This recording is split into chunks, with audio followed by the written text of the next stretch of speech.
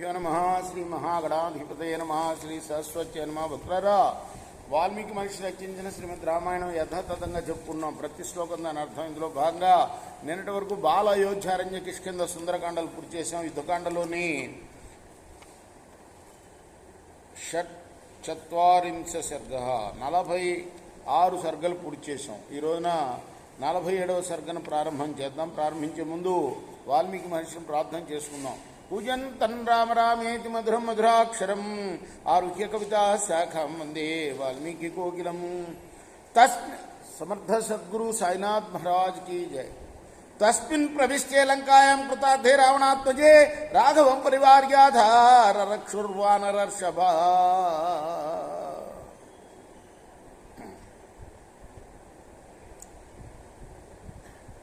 ఇంద్రజిత్తు తాను ఏం చేయదలుచుకున్నాడో ఆ పనిని పూర్తి చేసుకొని లంకలో ప్రవేశించిన తర్వాత ఇక్కడ కథ. అక్కడేమో రావణాసురుడికి చెప్పాడు, పరమానంద పడిపోయాడు, మూర్ధాగ్రహణం చేశాడు. రావణాసురుడు ఇంద్రజిత్తుని మెచ్చుకుంటూ తన యొక్క మూర్ధ ప్రదేశంలో ముద్దిచ్చాడు. ఇక్కడ ఏం జరుగుతుంది అంటే, ఆ రామలక్ష్మణుల చుట్టూ వానర శ్రేష్ఠులు నిలబడి ఉన్నారు. హనుమానం గదో నీలహస్యన కుముదోన గజో గవాక్షపనస అనుప్రస్థో మహాహరి జాంబవాన్ వృషభ సుందోరంభ శతబలి పృథు వ్యూఢా నీకాస్య ద్రుమానాదాయ సర్వత వీక్షమానాతి సర్వాతిర్యగూఢ్వంచ వానర తృణేష్వపి చేష్టత్సు రాక్షస. ఇది మేమిరే అందరూ అన్ని పేర్లే. హనుమంతుడు, అంగదుడు, నీలుడు, సుషేనుడు, కుముదుడు, నలుడు, గజుడు, గవాక్షుడు, పనసుడు, సానుప్రస్థుడు, జాంబవంతుడు, వృషభ సుందులు, రంభ, శతబలి అంటే వీడి పేరు రంభ అనే పేరు గల వానరుడు కూడా ఉన్నాడు. పృథులు. ఈ వానరులు అందరూ కూడాను వృక్షాలు ధరించి చేతిలో అన్ని వైపులా సేనలను నిలిపి యుద్ధ సన్నద్ధులై నిల్చున్నారు. అన్ని దిక్కులు అడ్డంగాను పైకి చూస్తూ గడ్డి పరక కదిలినా కూడా రాక్షసులనని అనుమానిస్తున్నారు వాళ్ళు. రావణశ్చాపి సంహృష్టో విసృజేంద్రజితం సుతం ఆజుహావ తతః సీతా రక్షణీ రాక్షసీస్తథా. రావణుడు పరమానంద పడిపోయి కుమారుడైన ఇంద్రజిత్తును పంపేసి ఆ తర్వాత సీతను ఎవరైతే రక్షిస్తున్నారో సీతకు కాపలగా ఉన్న స్త్రీలను పిలిచాడు. రాక్షస్య స్త్రీజటాచాపి శాపనాత్తముపస్థిత ఉవాచ తతో హృష్టో రాక్షసి రాక్షసాధిప. ఆ రావణుడి యొక్క ఆజ్ఞానుసారం రాక్షస స్త్రీలు త్రిజటతో సహా అతని దగ్గరికి వచ్చారు. ఆ తర్వాత రావణుడు ఆ రాక్షస స్త్రీలతో అన్నాడు, హతావింద్రజితాఖ్యాత వైదేశ్య రామలక్ష్మణ పుష్పకం తత్సమారోప్య దర్శయధ్వన్ రణేహతో. ఇంద్రజిత్తు రామలక్ష్మణుని ఇద్దరిని చంపేశాడు.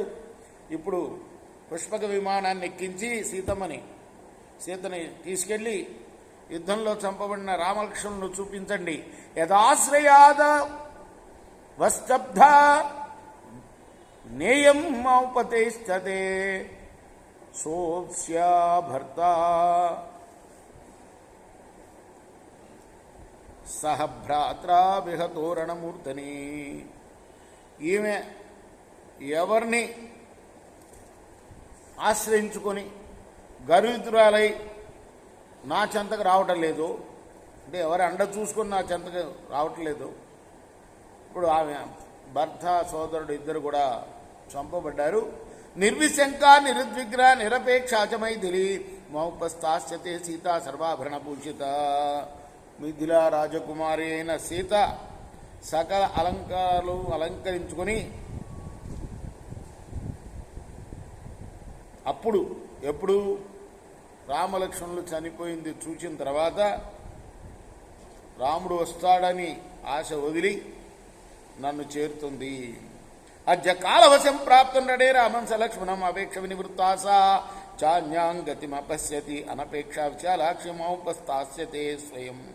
విశాలాక్షి అయిన సీత ఈరోజు యుద్ధంలో మరణించి రామలక్ష్మణులను చూచి తిరిగి వచ్చి మరొక గతి లేకపోవడం వల్ల రాముణ్ణి అపేక్షింపుగా స్వయంగా నన్ను ఆశ్రయిస్తుంది. తస్య తత్వజనం శ్రుత్వా రావణస్య దురాత్మన రాక్షస్థా తదేచ్చుక్వా జగ్ముర్వయ్యత్ర పుష్పకం.